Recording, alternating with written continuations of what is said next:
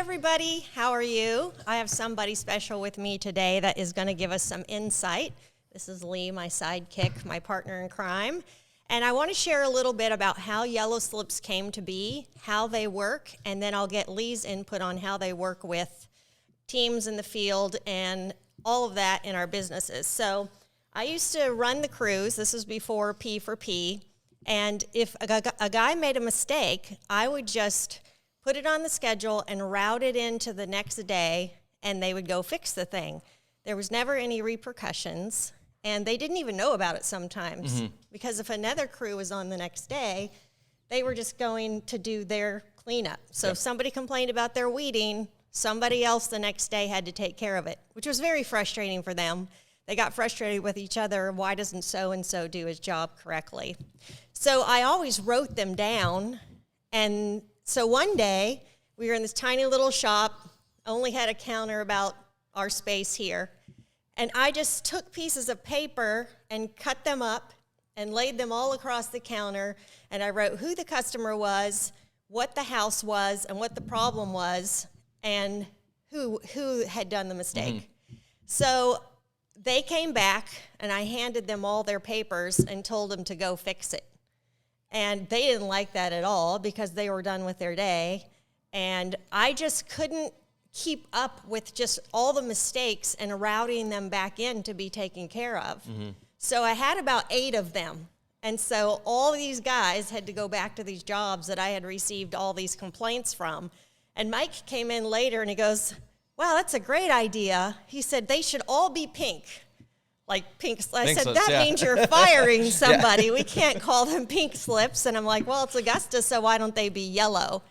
So as the crew went on, we still weren't on P for P, but I would write them out, who the customer was, what the complaint was, and who resolved it. And I always made the same person go back and resolve it. So everybody had to fix their own mistake, but they still got paid because we weren't on P for P. Right. So if they went into overtime, I'm basically paying them to go back and fix all the mistakes they make. If they broke a $3,000 mower, which would happen, we just had to eat that cost.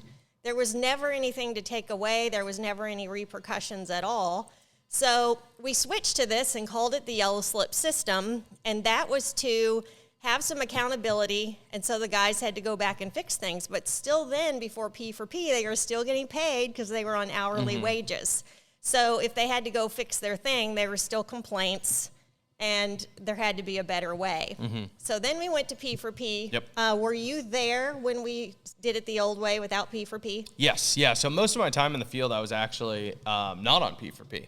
And then right as I was transitioning into the estimator role, I got a taste of P for P there for a few months as we were implementing it. But yes, I did get yellow slips, and I was still making whatever my base pay was at the time to go fix my mistakes, and there was no penalty. Did you have to fix other people's mistakes too, or did you guys all do your own?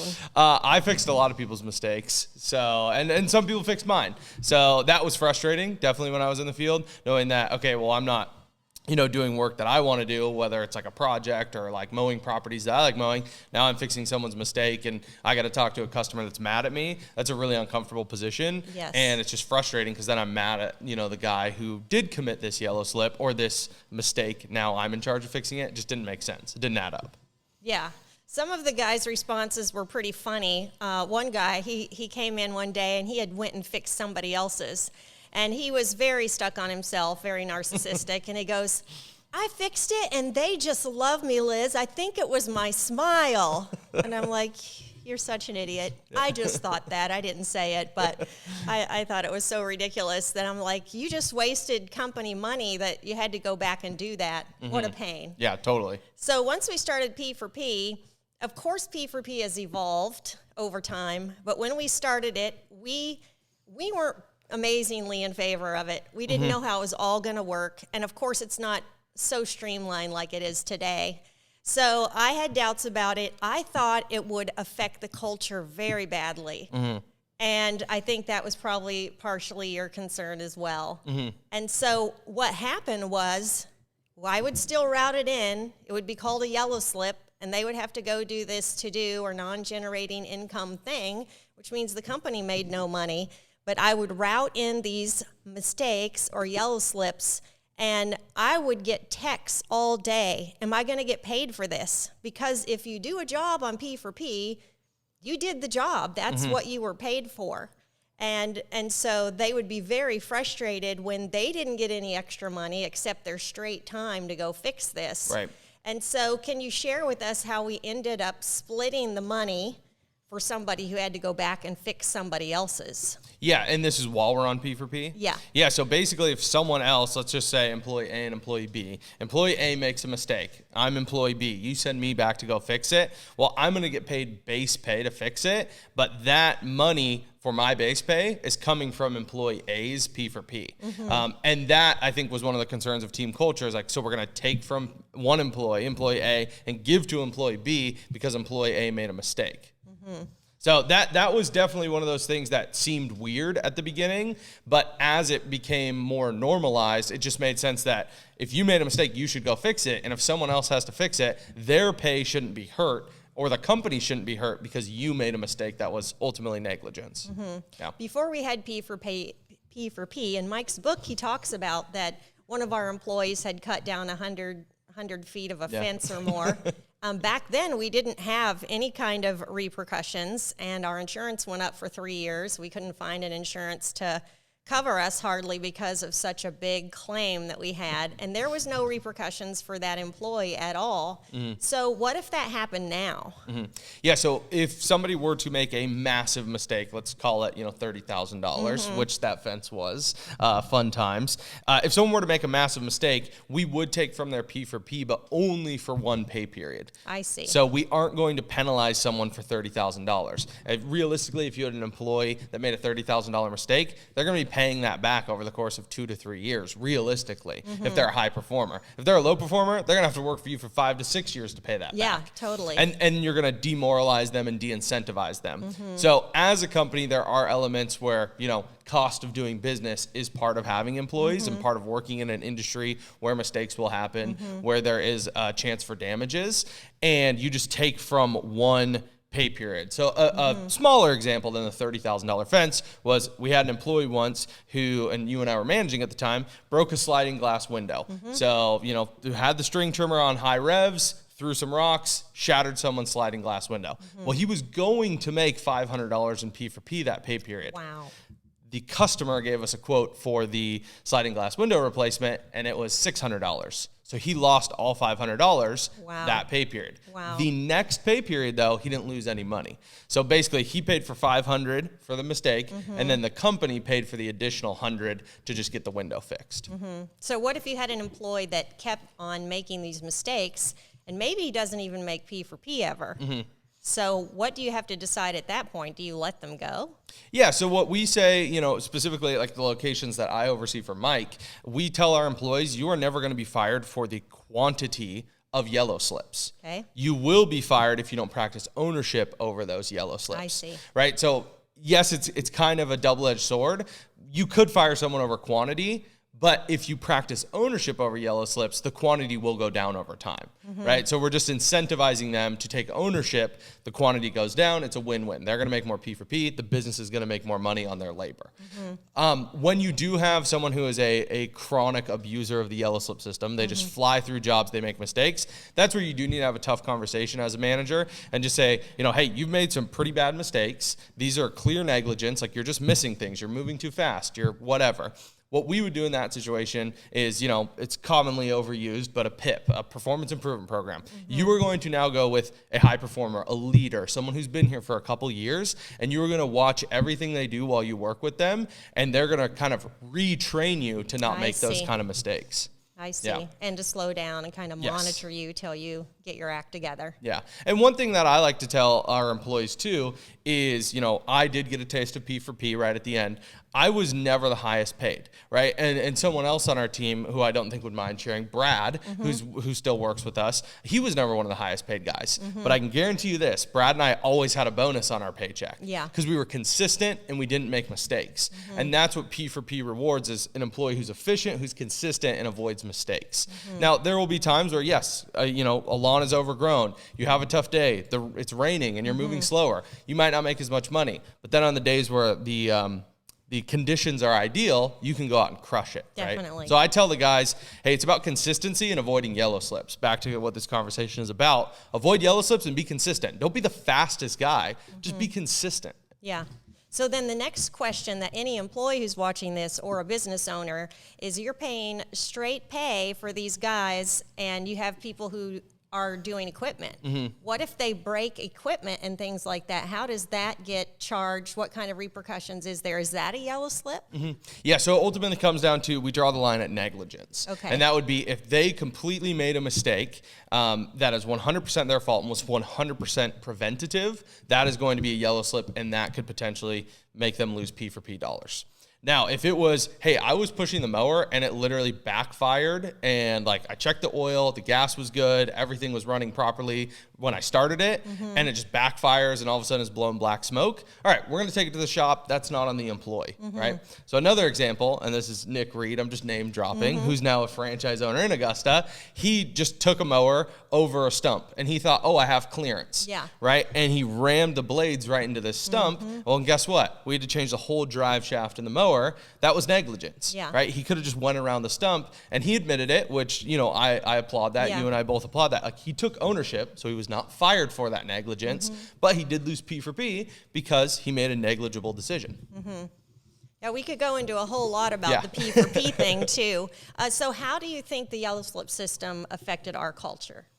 I think overall positive. However, you are always going to have just standard bell curve. You'll people that, you know, fully hop on board, your early adopters, they're like, hey, this is a great system. Like, I'm a high performer. I don't want to fix other people's mistakes. Yeah, they should fix their mistakes. You're going to have those people. You're going to have the average that it's going to take time for them to understand how it works. They want to make sure, am I getting paid? Like, does this go on my employee record? Is there an amount of yellow slips that gets me fired? You're going to have those people, and that just comes with time and education. And then you're always going to have the outliers of negativity. And when we did implement P for P in the yellow slip system, you know, to a point where you could lose P for P because of negligence, because of yellow slips, we did have a couple people quit. You probably remember who. And we even had someone last year specifically say that it was not fair to me. At one of my locations, he, to my face, said, the yellow slip system isn't fair. Taking my P for P is not fair. And I said, okay, if that's not fair, then you're just never going to get a bonus again because you work hard. Because that's not fair that you should get the rewards for that if you don't want the negative repercussions. I think overall we'll have positive change, and the way we introduce it to our teams, especially when you have, you know, spring and you're ramping up and you have a lot of new employees, this is not a way to shame you or humiliate you in front of everyone else. Right. This is a way for us to practice ownership, and if one of us makes a mistake, all of us can learn from that one mistake. Yeah, I found that some of the guys had said that they had never talked in front of anybody ever. And that talking about the yellow slips at the team meetings was very helpful to them to learn to be able to talk to the customers, to talk in front of any of us without shaking and being so nervous. So what do you think are the benefits of the whole team hearing? It seems so shameful to stand in front of the team and say what kind of yellow slip you made. I think if I'm speaking to like owners and managers here, I think it is a fantastic way to talk about mistakes without you having to be the one that is always calling out team mistakes. You are giving them the opportunity to, once again, practice ownership over their mistakes, and then everyone in the room isn't hearing it from the boss. So you're allowing them to say like, hey, I made a mistake, and here's what we need to do as a team to get better. Right. And so just yesterday we had a team meeting at one of Mike's locations, and, you know, they left the tailgate down. A piece of equipment fell out of the back of the truck, right, as they were pulling out of shop. Thankfully, it wasn't on the road. But now that employee said in front of everyone, that was my mistake. Before you leave shop, always make sure your tailgate's secure, your trailer's secure, everything. I don't want someone to get injured. So he didn't need a yellow slip because it was no cost to the company, and it was immediately resolved. Yeah, we still made it a yellow slip because it's educational. So that's one thing with yellow slips. It was a mistake. Now, no one was hurt. It didn't cost any money. I mean, the piece of equipment definitely had some scuffs on it, but it wasn't damaged. But it still is an educational moment, and you can use yellow slips for that reason. And that is why I decided with that manager to make it a yellow slip, because it educated everyone, hey, walk around your truck before you leave shop, make sure it's secure. So that is a little bit more of a subjective yellow slip. He didn't lose any P for P. The equipment wasn't damaged minus a couple of scuffs, but it's a good educational point where the team can hear from a coworker and not the boss telling them, you need to lock up your trucks, you need to check your tailgates before you leave. That was a dumb mistake. Yeah. He said in the meeting, I made a dumb mistake. I didn't check this. That's going to be more impactful for his coworkers than me or someone else just yelling at them about making that mistake. Yeah, so if somebody gets a yellow slip and it's really partly the office fault, so I've had times when their notes were really not clear enough. It didn't say to weed whack the small patch of grass to the right of Mrs. Smith's lawn. That's something that I should have had in the job notes for them. So if they got a yellow slip, would the company just take the hit for that because the office person doesn't actually make P for P? Yeah, if the office person or the manager or the owner makes a mistake, you're not going to penalize your guys. And that's where you need to practice ownership. And we have said this in team meetings, like, hey, yellow slip for me, I forgot to assign X. I forgot to add the note. I forgot to let you guys know A, B, and C about this customer. And that's where you just own it. And yes, the company is taking the hit at that point, but it's still good for everyone to see, hey, the yellow slip system is top down. We can all make mistakes and we can all learn from them. Yeah. And it becomes a very positive thing from what I found. And one benefit of them talking about it at the team meeting and sharing what they did. So they get up there and we just hand out the yellow slips before we get going. Okay, guys, we're just going to start it off. Who wants to go? Oh, Bob, you got a yellow slip. Go for it. And so he would say the name, the date. He was at so-and-so's house, and he did this. Forgot to weed whack the patch of grass to the right of Miss Smith's house. And let's say it was in the notes, and he just didn't read the notes when he got there, when he clocked in. And so he's reading this to everybody, and he goes, it was really hard to miss. It hardly looks like it's on her property. He said, so FYI, read your job notes.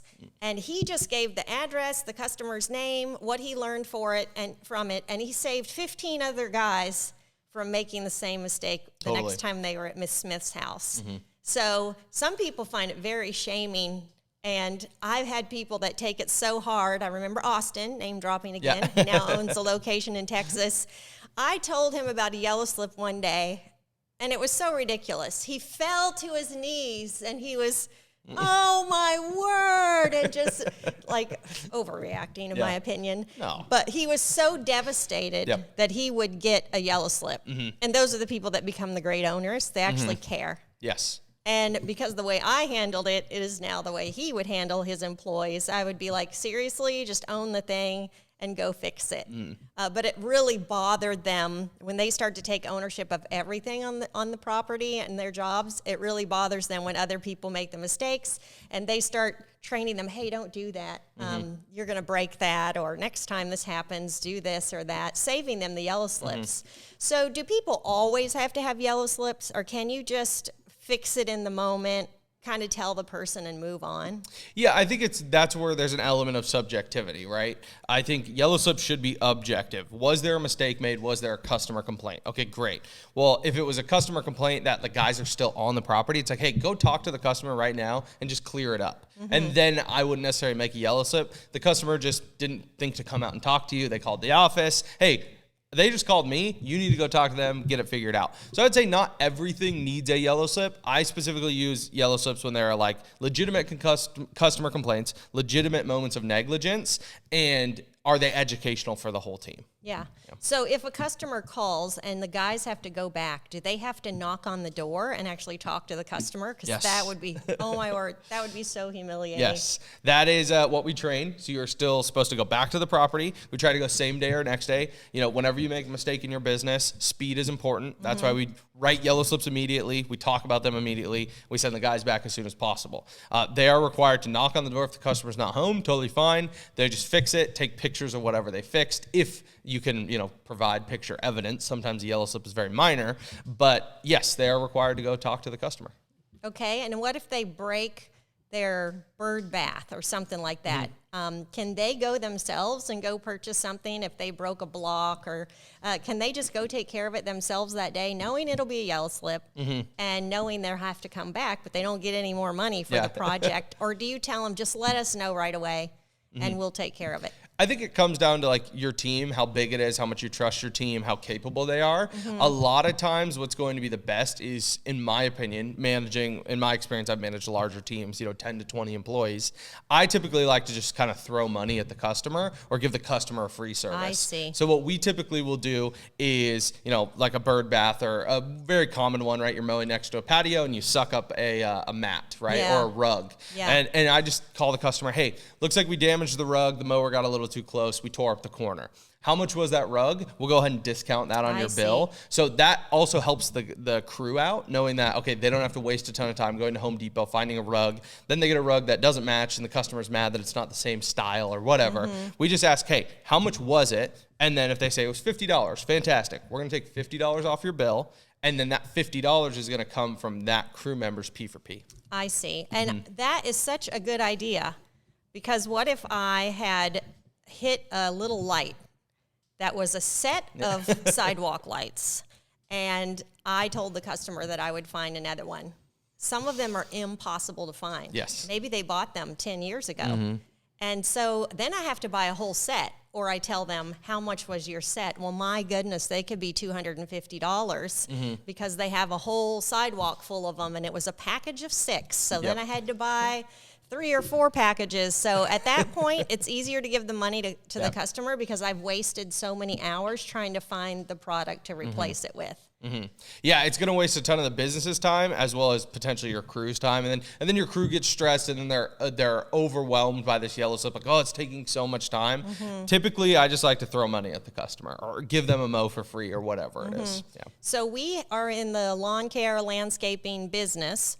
Do you think that the yellow slip system would work in other industries? Yes, 100%. I think it really translates across really all home services, anything that is service-based in general. I think even into potentially other industries that are maybe like quick service. So off the top of my head, I think you could easily implement a yellow slip system for like counter service restaurants, potentially like quick change oil places, right? Those sort of places where you have a lot of moving parts, it's moving very quickly, and you're serving customers on a more rapid basis. I think you could easily do it. And I think there's massive benefit to doing it.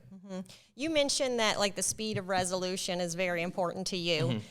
We had team meetings twice a week, Monday and Thursday, and that's when we talked about them. So would you actually send them back that day always if you could, or would you? What we used to do is put them all out on a table. Right. And it would be so shameful when they walked, what? I didn't do that, or he did that.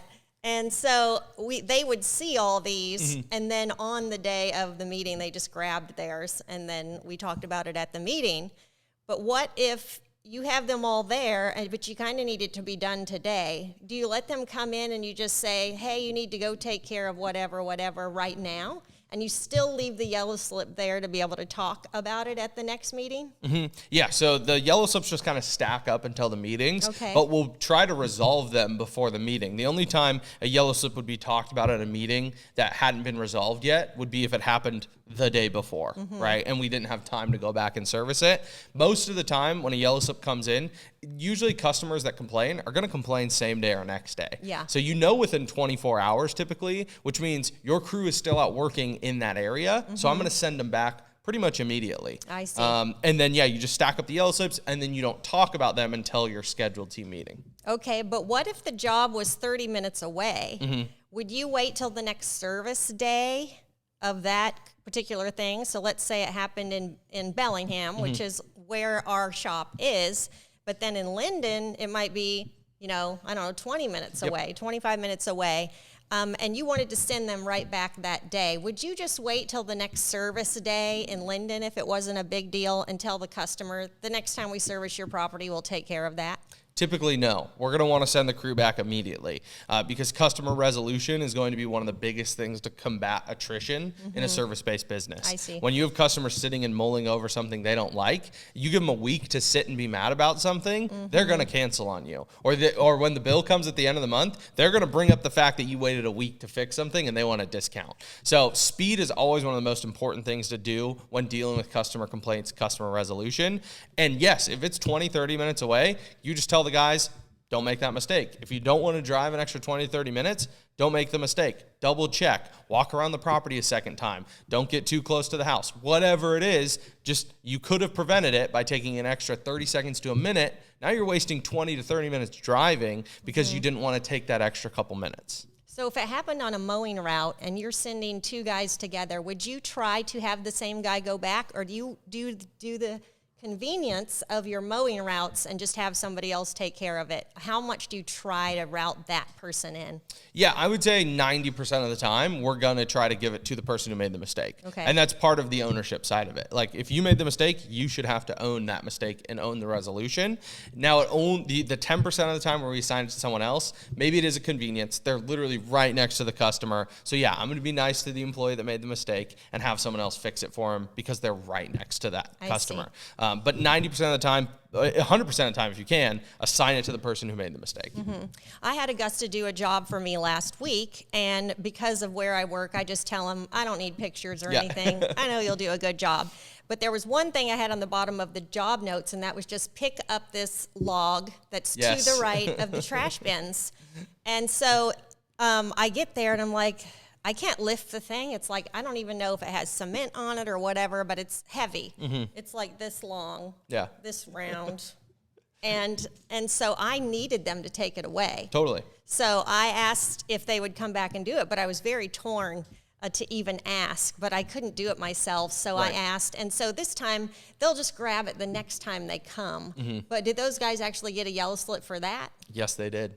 It was in the job notes. If it's in the job notes and the customer asked for it and they're paying for it, we need to do it. And if we didn't do it, that is a yellow slip. Yeah, and I don't need to be called as the customer to say it was done. That employee can just go back and do it, and I don't need a confirmation. I just know that the next time I go back, it's done. Yep. Yeah, awesome. Exactly. Well, thank you for coming on today. Yeah, of course. There's always questions for people how to do it, and I just think it was good to hear from our point of view who have gotten yellow slips and who have given yellow slips, and we know the pain of it and we know the positives of it as well, and I think it'll help a lot of people to hear what we have to say today. Do you have anything you want to add? No, I don't think so, unless we have time for a bonus question. Sure, fire away. I have a bonus question for you. How do you deal with, so you talked about Austin, right? He got a yellow slip, he fell on his knees and was like, no. And you know, that was dramatic, if you will, but you would say that was a positive response. Yes, he was emotional, but it was positive. Yeah. How do you deal with the employee that has the exact opposite of that, where it's a very emotional response, but it's totally negative? And you've probably dealt with that before, where they come in and they're just hot about a yellow slip. There is no way that's my fault. Yeah, and they're like, I'm not going back. Like, no way, not my problem. That customer's crazy. How do you deal with the negative side of the emotion? Well, there's a perfect example of that. What if you fired the employee, the other employee, for something else? And now, they're ticked off. Now they're getting blamed, both of them. Maybe it really was the other dude's fault, but he has to go back and fix it, and he is taking the blame for it. That person that we fired, if they had any P for P, is it going to go to him because he went back and resolved it, and he said it really wasn't his fault? I don't know. We get some sticky ones like that once in a while. But do keep that in mind, that if you fire somebody and they had P for P, you do not have to pay them the P for P when they left, because you're probably going to be fixing yellow slips after they left because of their behavior. So if somebody really doesn't want to go back and do it because they don't think they deserve it, you just gotta. Sometimes you just eat it for the team. If we're not 100% sure it was them, if there was another guy on the team, we might have the cost, have the time, and then just take half of it from their P for P. Yeah, good. Awesome. Thank you. I had to put you on the spot. No, I love it. I love it. That's great. Thanks, everybody. You have a great day.